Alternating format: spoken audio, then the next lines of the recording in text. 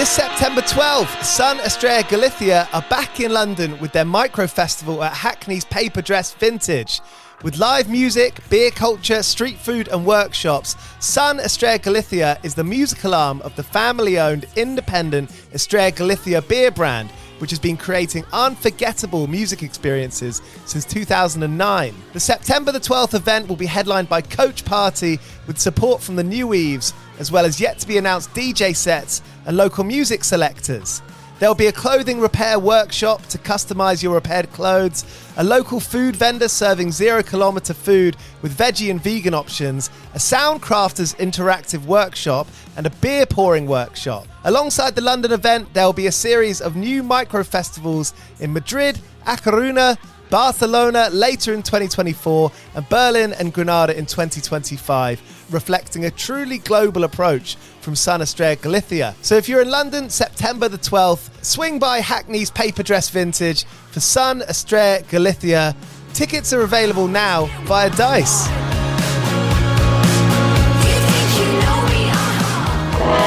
As an independent music podcast, 101 Part-Time Jobs highly recommends DistroKid as the best solution to putting out your own music online.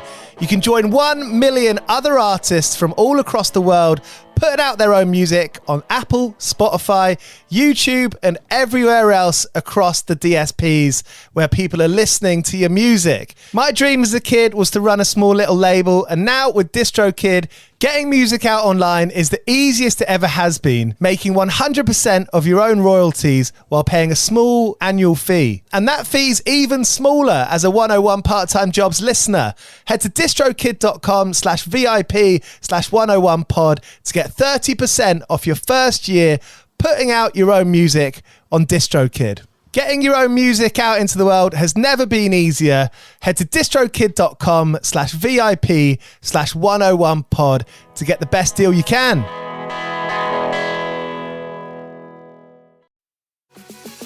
This episode is brought to you by Experian. Are you paying for subscriptions you don't use, but can't find the time or energy to cancel them? Experian could cancel unwanted subscriptions for you, saving you an average of $270 per year, and plenty of time. Download the Experian app. Results will vary. Not all subscriptions are eligible. Savings are not guaranteed. Paid membership with connected payment account required.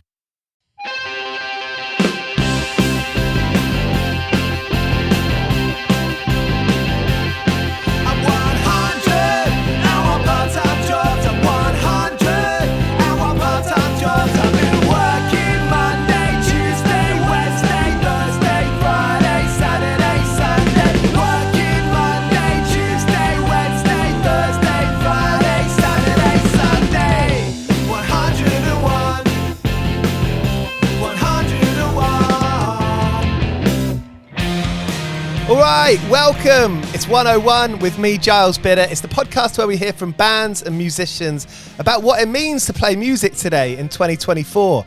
On today's episode, I speak with James, who sings, and Sam, who plays drums in London band Crows. I love this band. They remind me of British Bronx, a kind of heavy, balls to the wall. I don't know, they've got a bit of Stooges in them. And this new record that they've announced, their third album coming out 27th of September, it's called Reason Enough. It's got a more mellow vibe to it than their previous two records. If you know this band, you'll know that they're wild live. They put on a hell of a show. James is a great singer to watch. I'm looking forward to this new record, Reason Enough. A new single came out, Vision of Me. It's awesome. Maybe it's got a bit of Nick Cave, Dracula darkness to it. Great band. They're going on tour this October, playing Leeds, Brighton, Manchester, Glasgow, Dublin, Nottingham, London, Bristol, Hebden Bridge, before heading over to the mainland. So if you're in the UK or in Europe, try and see Crows. This new record, Reason Enough, is going to be a special one. Cheers for listening to 101 Part-Time Jobs. If you like this show, if you like this episode, make sure you click subscribe. We put out 2 episodes every week with exciting and interesting bands and artists. We'd love to have you along for it.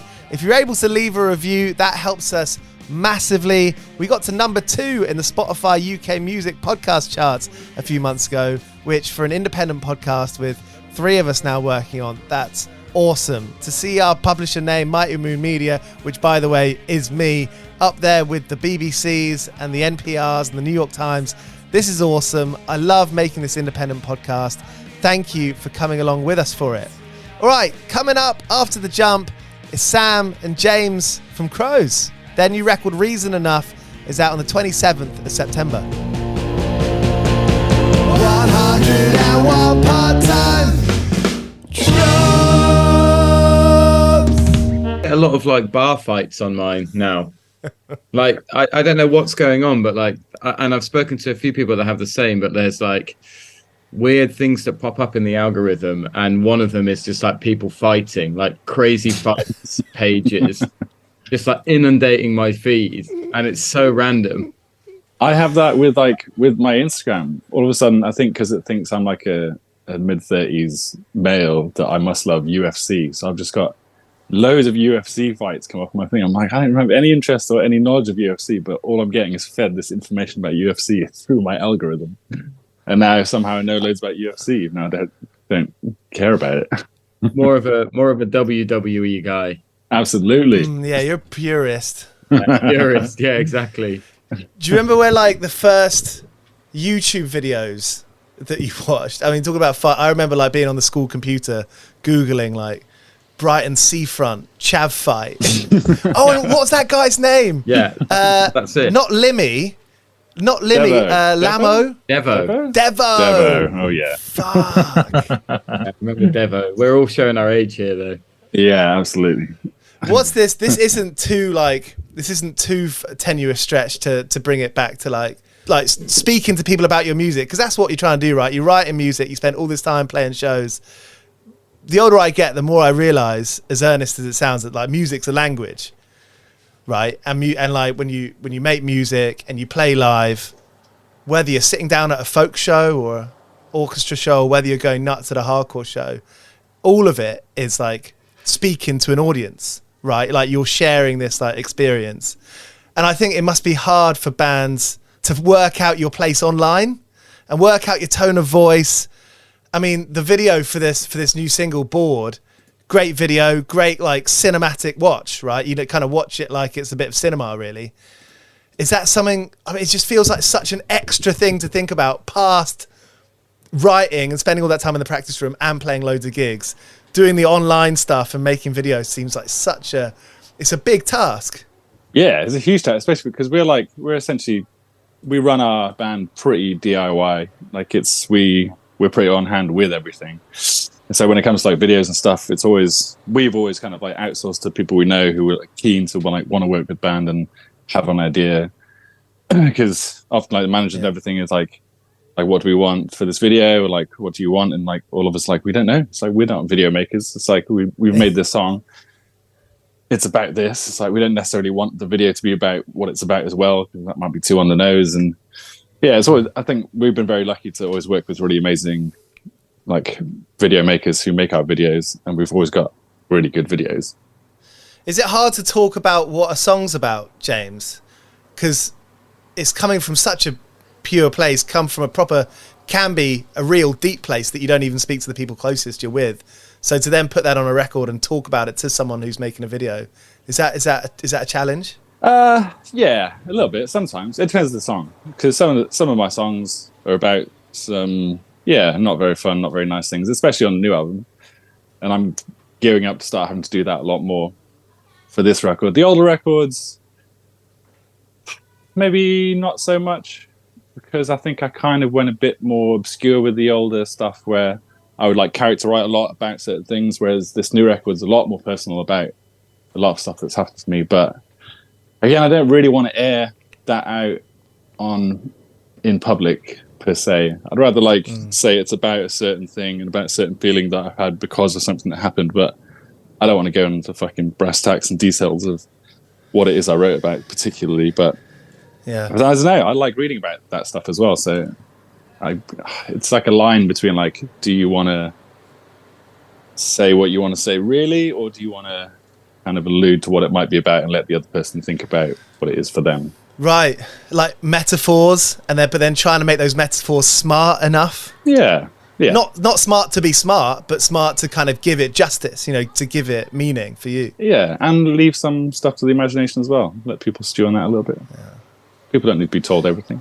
Yeah, one thing I hate, which I think is worth mentioning, is when people tell me what a song's about on stage in a kind of like loose, off the cuff way, like, oh, this song I wrote, kind of, no, I don't like that. I just want you to play it and let me work it out. Or like, as you say, read about it in like an interview or a podcast or something, Yeah. That's probably a bit personal to me, but I don't like that.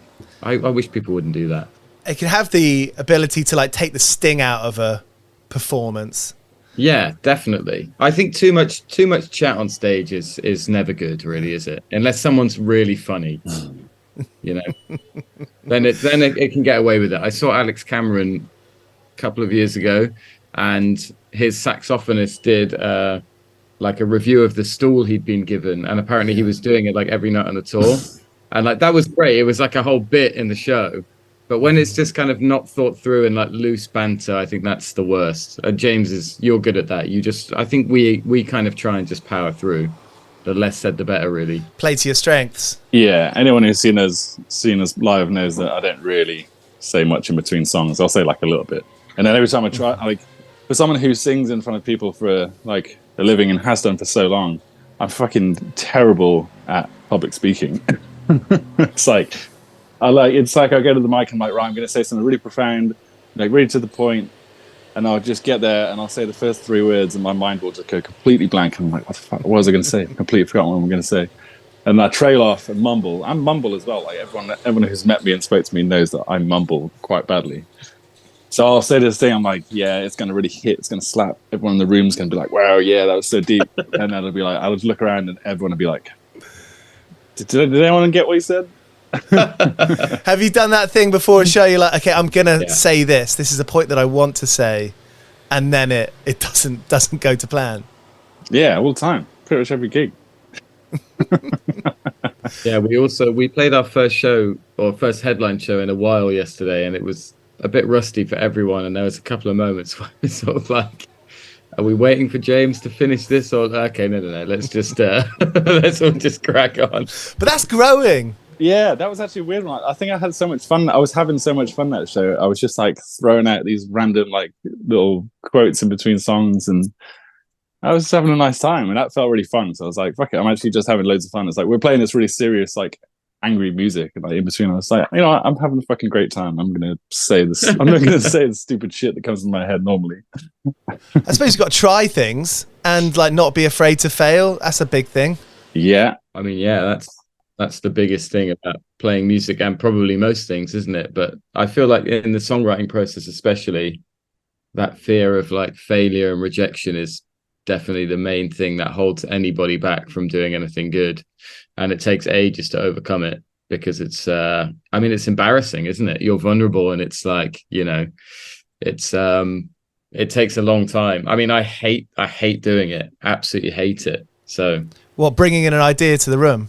Yeah, just vocalizing it, or it takes I think the Crow's writing process is it takes ages to get anything done because it's 4 like millennial dudes talking about things that are awkward in a room together, and it's really hard. It takes a long time to overcome those kind of feelings of embarrassment or rejection. Jit, the bassist, is actually really good at it. He will just kind of plow through, and we very much need that, because I think without him the whole thing would fall apart a little bit, because the rest of us would probably sheepishly just not say anything.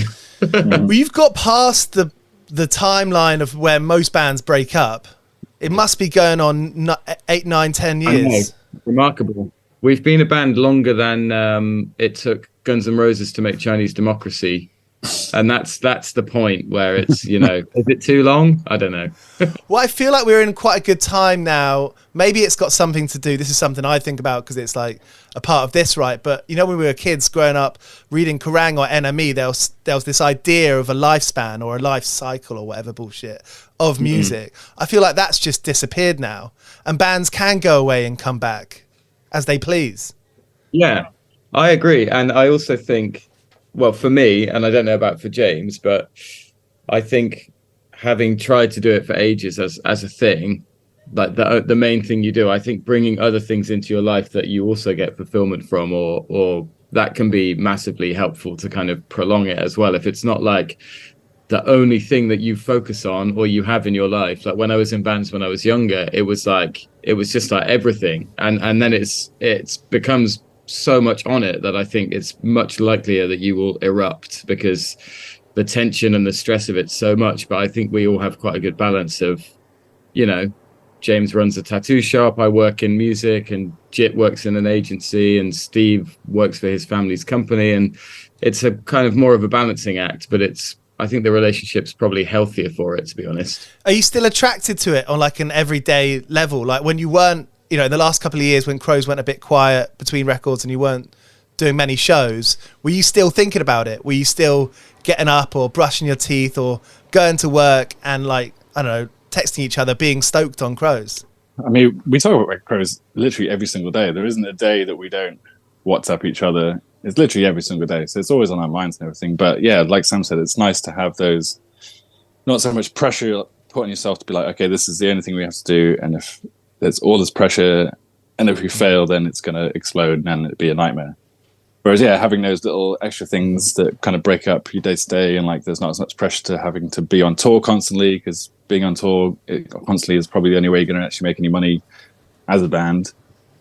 And yeah, just having those little, being able to like not give enough pressure on ourselves to freak out when stuff goes quiet. Like we have these really big peaks of really, really good gigs and really good tours, and then you come off it and you're just sat at home, you're like, oh, well, what do I do now?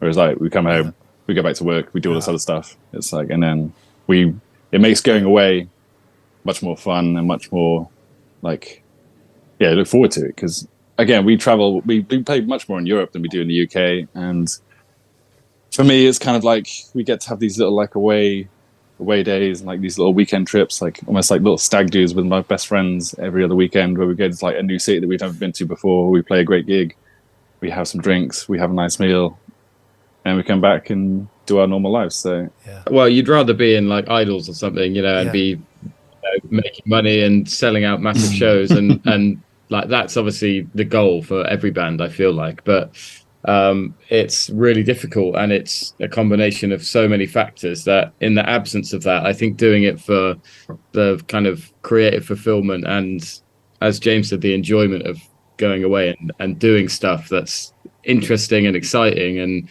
you know, it can get difficult when you're all balancing loads of other stuff, and it's stressful at times. But I think it's in the absence of it being your main thing, I think it's quite nice that it's less of a pressurized thing and more of something that you do for the right reasons, in that, you know, it's fun and it's fulfilling and it's enjoying. It's worth saying, like, what would be the problem of playing once a month down your local for 50 quid? For some people, that's the best it's going to get. And who's anyone to take that away from them? That's sick. That's awesome. Yeah, 100%. And I think also, you know, there's so many bands and there's so much competition within bands, you know, you're always looking to your right and left about what other acts are doing and stuff like that. And that can be really draining, but it also, you've got to kind of celebrate the wins when they come. And also, I mean, it's different for every band. So you're right. Who's to say one thing is good and another's rubbish? It's just, you know, you got to take the best out of it. And if you know, playing Scala we did last time, I think that's a massive moment for us, and it took a bit longer than it would have for other acts. And you know, some bands never get there and others do it in an EP or whatever, but it's still, you know, for each band's on their own journey, and it's about celebrating those good moments when they come, really. So I think it's a cool thing to do still. Totally. You know? Although I will say, sometimes when you're leaving or rejecting plans with friends who don't do it because you have band practice on a Tuesday, it feels a bit like, you know, I'm 33. I'm 35. How do you think I feel? Like, band practice? Come on. Like, go to the pub like a normal person, or, you know, just go to cinema or something. Jobs! Last time I spoke with you, James, was when that last record was coming out, before we played Scala, which is huge, which is such like an iconic venue. I've seen like the Weekendans there. You know, I've seen some bands that I absolutely love at Scala. When I spoke with you then, until now, you know, the time that's kind of gone past the last couple of years, now you've announced this new record, Reason Enough. New single, Bored, has come out. Killer song. What's been going on with you as a band and as individuals in that time off? You run a tattoo studio. Sam works in music. Has life changed much in the last couple of years? To be completely honest, not really. Tattoo shop's still open. That's good news. That's a victory. Yeah, it's a victory. Only here for you. Yeah, give it a shout out. Still running, yeah. Still doing it with Elliot, my business partner and best friend, who does all the artwork for Crows as well. Yeah, it's nice. We've done loads. Nice. We're kind of trying to make it less of like a tattoo studio, more like just a thing that we can run events from, like do gigs. And we did like a huge summer party last year where we had like a big art exhibition, gig, flash day. And I think we're getting more enjoyment from doing that kind of stuff, because like day-to-day tattoo shop's fine. It's small. It takes care of itself. But and there's a million tattoo shops in London, so we were like, what can we do to like make it a bit different and something more fun, get more fulfillment out of it? So yeah, just focusing on the events, gigs, art exhibitions, like highlighting people that we love in the community. Yeah. Merch, t-shirts, photo shoots, all that stuff. It's like just trying to make something a bit different to just another tattoo shop, basically.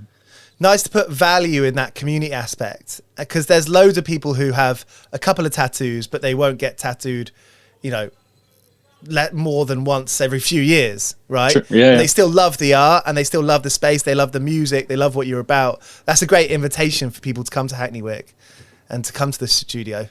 Yeah, especially tattoo artists, because tattoo artists essentially make their bread and butter tattooing, but most of them are incredible artists and don't actually have that much chance to showcase their artwork just for whatever reason. But so to have nice exhibitions where it's focusing on tattoo art is nice, because it gives them, and we give them like a complete blank canvas to do whatever medium they wanted.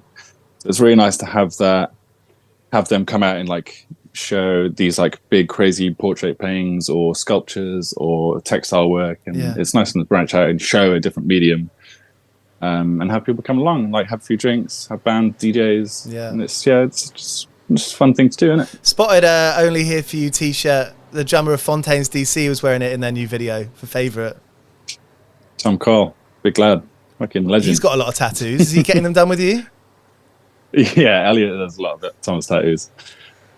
He's a very, very lovely, sweet man. They all are. They're all fucking brilliant boys. Yeah. And big supporters of the shop, so it's nice. You getting tattooed, Sam? Yeah, a little bit. Yeah, not in my shop though. Don't know. He's always like, "Have you seen this new tattoo?" I'm like, "Oh yeah, like, it's cool. Like, where is it?" It's like, "It's not in my shop." And he's like, "Yeah, I just, my girlfriend's not really into them, and you know, you're sort of like, I feel like always for me describing what tattoos you want or are going to get, it just sounds rubbish, doesn't it? It's like, I've got this cool design of a skull or like a skeleton playing chess or whatever, and it might look sick, but it sounds fucking stupid. So, you know, the less talking about them, the better, I think. I tell you, do you know, talking about money for tattoos is a difficult thing. That's always like a bit of a table tennis. That's the biggest mystery to me. I don't understand why that's not a set thing. I mean, it even happens to James. Like, he told me of an experience he had where no price is laid out. So it's like this ambiguous thing where you go in and you're like hoping you're not going to be bankrupt at the end. And for someone who's not in the world, it's all like a complete mystery to me. I just do not understand it. Yeah, that's very specific to the different tattoos. Like we lay it out with, when I'm booking, I do Elliot's diary. When I'm booking his diary, I'm very clear, like, this is what it's going to be. He has 2 different prices set at blah, blah, blah. So there is not that ambiguity. But yeah, that's definitely a thing. Sam, working in music, can we say that you work for a booking agency? Is that kosher? Yeah. So you're seeing, I mean, talking about money, you're seeing how people are getting paid. You know, bread and butter is for bands is playing gigs. Has that changed? I mean, you've been doing it for a few years now, and you started off as an assistant, and you've worked your way up, and it's been great to see as a friend. It's like sick. Sam's doing so well. Good on him. Thanks, mate. Have you has that changed your mindset or your kind of how you see being in Crows? You're like, okay, we could make this much money doing this. Have you got a bit of a business mind on you? Because we're adults, like you say, we're 33. We have to know where our money's going and coming in. Yeah, definitely more so. It's been really interesting, like doing both. I don't think there's too many people who are like actively doing both things. Most people have some experience of both, but yeah, I do think it's quite a unique insight. And I think what's funny is that, I mean, it's really hard to make ends meet for most bands, really. So, you know, sometimes you balk at money that bands are making at every level.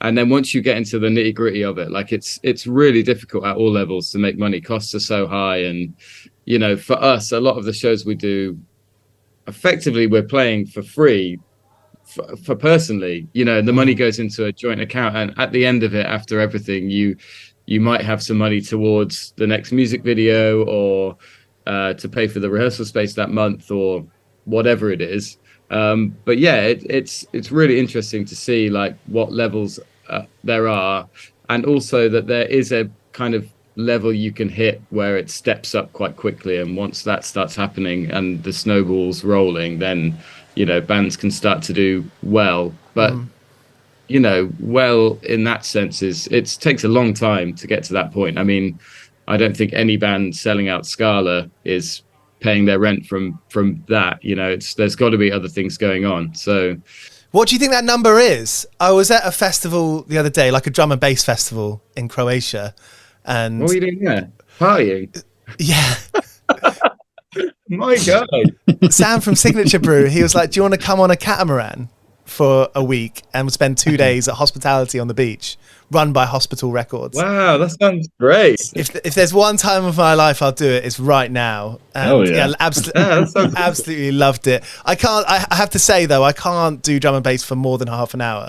Yeah. I can like down, rewind, you know, one time. Then after a few of them, I'm out. No, it's long. But the promoter was saying how I think the headliners there were getting 50 grand. And it strikes me as that you might be getting 50 grand for a festival, but that might, first of all, that might only happen a couple of times in the year, because that's not going to be your usual fee on like a headliner tour per show.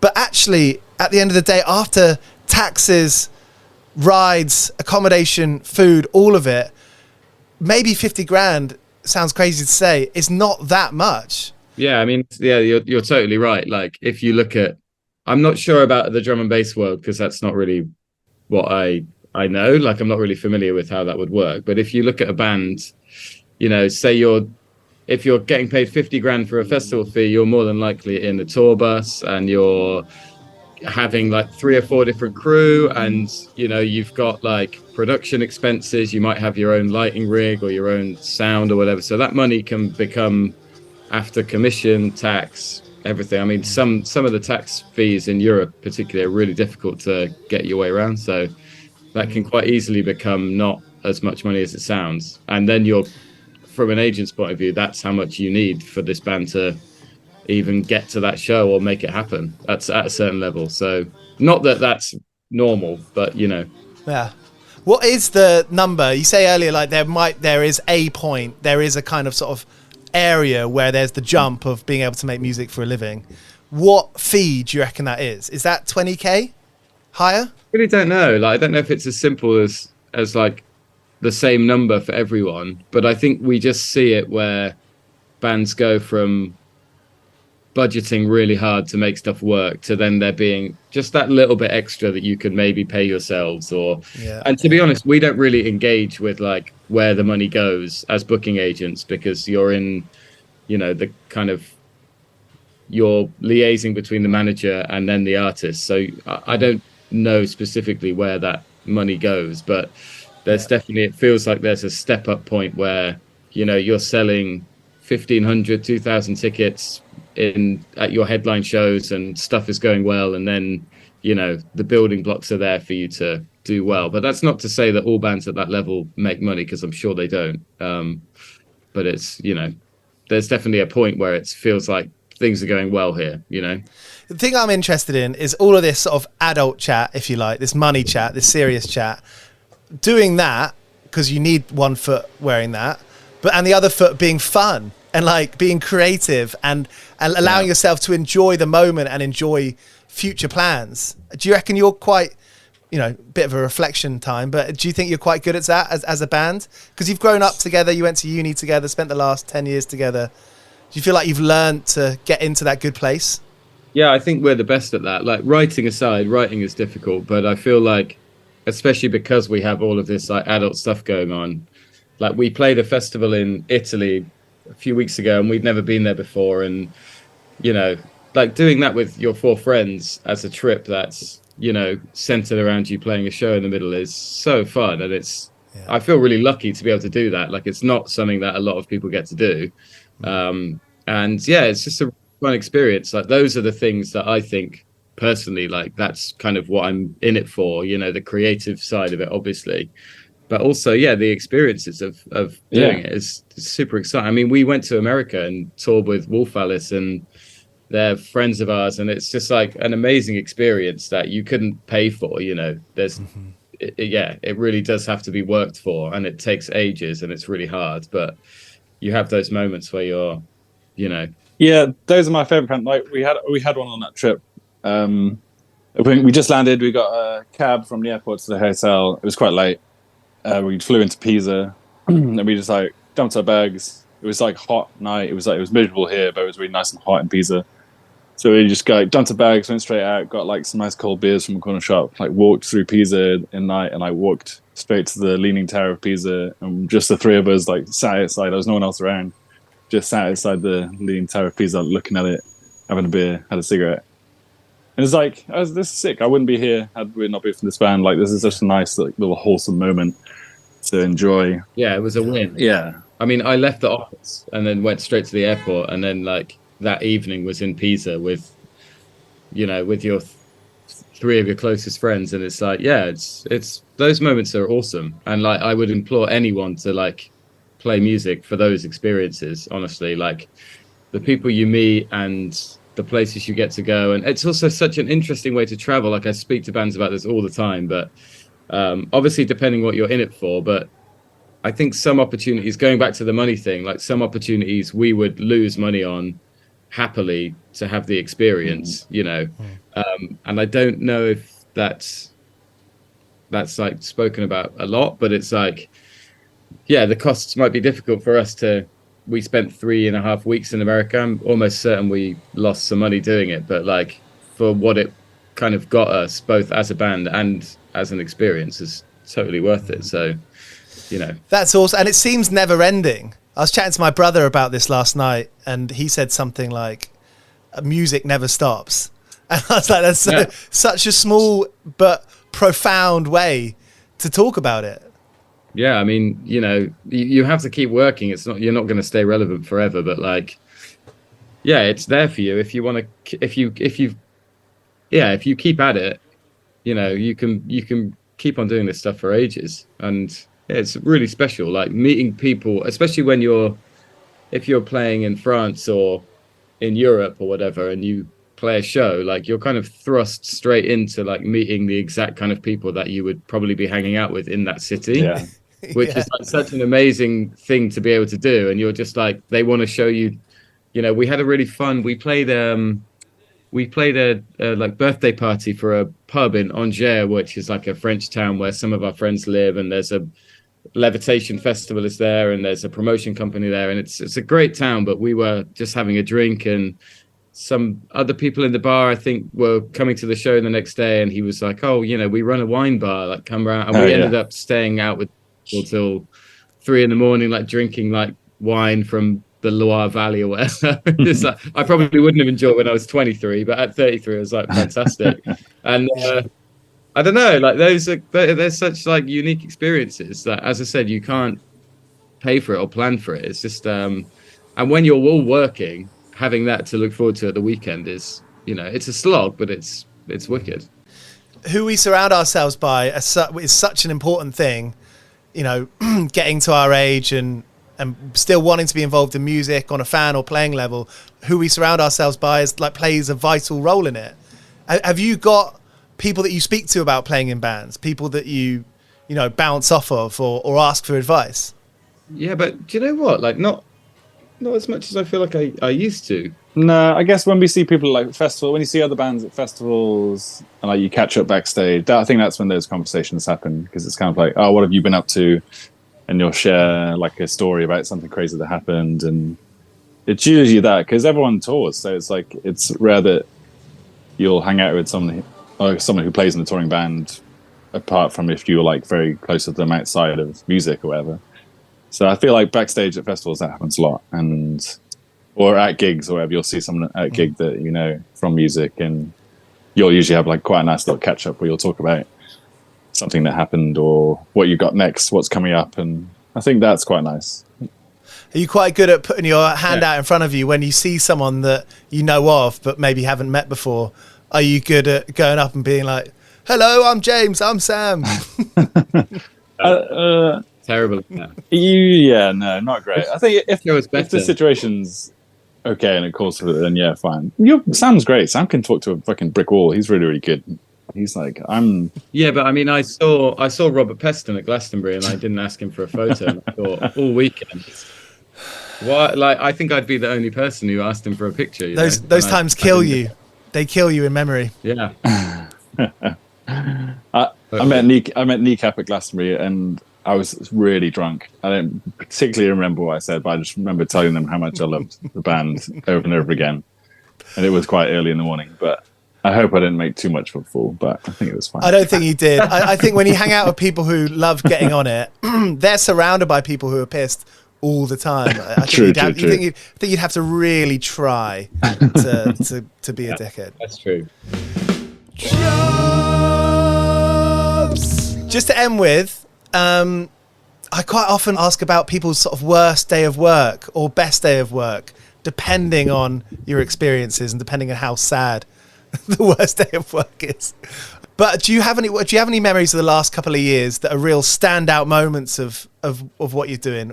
Oh yeah, let me give you the worst one. 28th of October 2023, we did a show. I'm not going to drop anyone in it, but we did a show in an anonymous city, and it was one of the worst shows we've ever done. We drove from London, and I think we went earlier. We watched a football game, and then we had a few hours to kill before the show. So we went for some food, and then I got a text from the guy who was running the show, and he was high for sure, and he was like, "Oh, guys, it's all a mess here. Basically, it's running late. You're going to be on at like 11:30 instead of 10."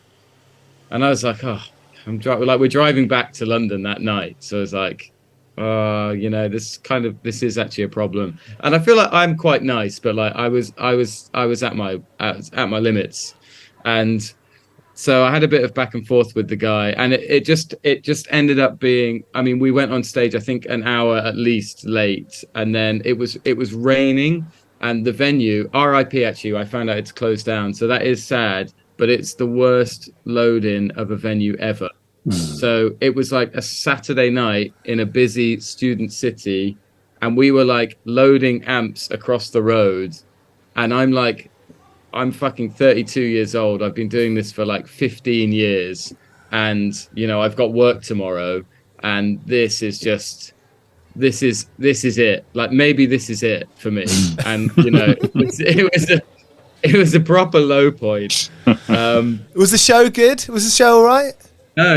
It was not good. It was fine. It was light on numbers, and it was just one of those where you're like, fuck, why are we still doing this? I feel like you've got. Do you know what? Though I think those times, character building. Because I'm 33. I've got all my character. I've got plenty of character. I don't need that. My character's built. I've played to no one in every city in the UK by now. Like, I don't need to do it anymore. So I'm done. I'm not going back there. How about you, James? Moments where you thought, "Am I done?" this is the first one that popped in my head when you said that, and I'll do it more from a part-time job point of view. So I remember that we'd been away on a weekend playing somewhere. It was when I still worked in pubs, and we'd been away. I had a really fun weekend, really good gigs, and I came back and I was like working like a fucking Monday or Tuesday night in the pub. And the first thing I did was like, the boss was like, "Can you go check the toilets?" Blah blah blah. First cubicle I checked just open, and it's just a huge shit in the middle of the floor. Like just on the floor, like one of those proper, like it looked like one of those fake like dog turds you buy from a joke shop, and it was just like a turd curled up. And he was just like, he's like, "You've got to clean up. I'm going to throw up." I was like, "Oh, I've just had such a nice weekend playing gigs, and I've got to clean up another man's poop on the fucking toilet floor." I was like, there is something different about poo. Poo is just the worst substance. That's the worst. I think one other thing we should also mention, just because it's like, probably one of the craziest things that's happened to me as someone in a band, and like we're doing a podcast, so it feels worthy of mentioning. But when we did the Wolf Alice tour, I think we did really well on merch. So we knew we were going to lose money, but we were like, let's try and do some like damage limitation. And we were selling a load of t-shirts and stuff. So we reprinted, and we were actually looking like kind of maybe we're going to break even here. And it's, it's a long time, and we've rented a van and a backline and a driver. Yeah. All of this stuff. So we played, the last show was with Wolf Alice in LA at this venue called the Wilton. Yeah. Is that right? Yeah. Amazing venue. It's like an old theater, like, bucket list kind of stuff. And we loaded the van in, and on the way in, like the driver had some kind of argument with this guy who was walking his dog off the lead, and the guy was going crazy at him that he tried to run over his dog, which he hadn't. But also, we're like, Brits in the US thinking like it's quite edgy here, It's not a very nice part of LA either. It's like downtown LA. It's like quite sketchy. So we like load in. Anyway, we have this argument with him, and he's like going off, and we're sort of like, oh shit. But we sort of like calm it down. Well, what we thought we had dealt with it, and so we load all the stuff in, and we're doing sound check. And as we're sound checking, the kind of like production manager comes up to me, and he's like, "Is that your guys' like white van outside?" And I was sort of like, "Oh, what's happened?" And he got me outside, and basically this guy had this argument with us, what we thought he'd walked away, so we left the van. He'd walked to the nearest convenience store, bought like a liter bottle of Gatorade, and he came back and he just poured it straight in the gas tank. What? So, the van was like completely immobile. Like what? It's like sugar and fuel apparently is like a toxic combination. Yeah, it really kidding. It really fucks the end. It cost us $2,000, and they said they went up to him as he was doing it, which was also like from the venue point of view, like, guys, come on. And they said, they're like, what are you doing? Like, are you pouring water in the gas tank? And he looked at them and he was like, it's Gatorade, motherfucker. That is so brass brazen. I couldn't believe it. Yeah, I've played a lot of shows in a lot of different places, but nothing ever quite that dramatic has happened, I don't think. So it's like, fuck.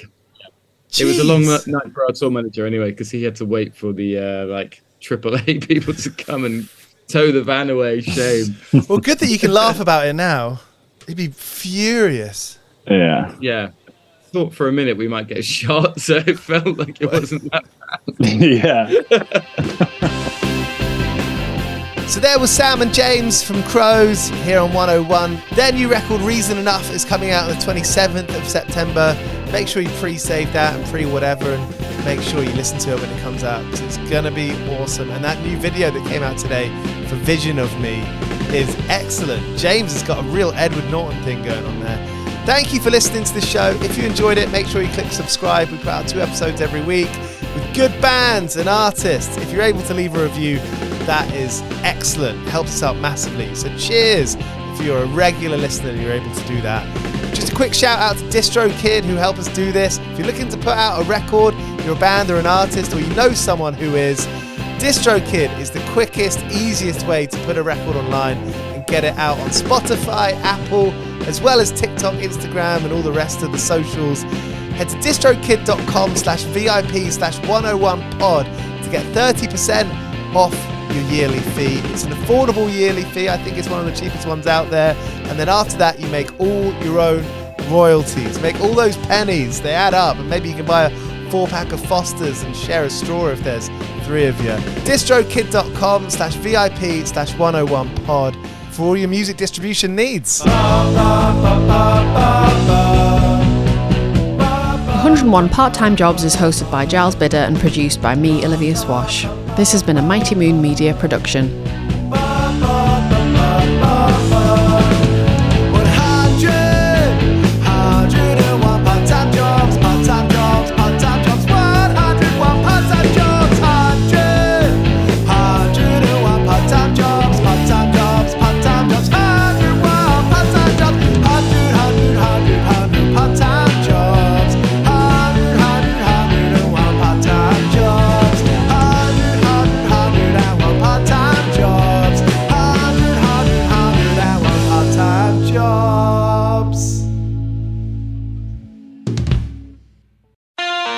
This September 12th, Sun Australia Galicia are back in London with their micro festival at Hackney's Paper Dress Vintage.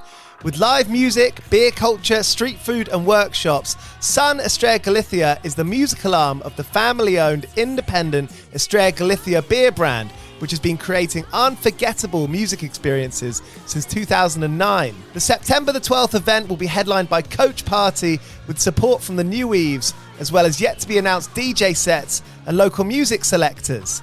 There'll be a clothing repair workshop to customise your repaired clothes, a local food vendor serving 0 kilometre food with veggie and vegan options, a Soundcrafters interactive workshop, and a beer pouring workshop. Alongside the London event, there'll be a series of new micro-festivals in Madrid, A Coruña, Barcelona later in 2024, and Berlin and Granada in 2025, reflecting a truly global approach from Sun Australia Galicia. So if you're in London, September the 12th, swing by Hackney's Paper Dress Vintage for Sun Australia Galicia.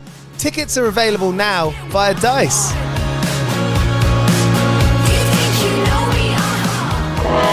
As an independent music podcast, 101 Part-Time Jobs highly recommends DistroKid as the best solution to putting out your own music online.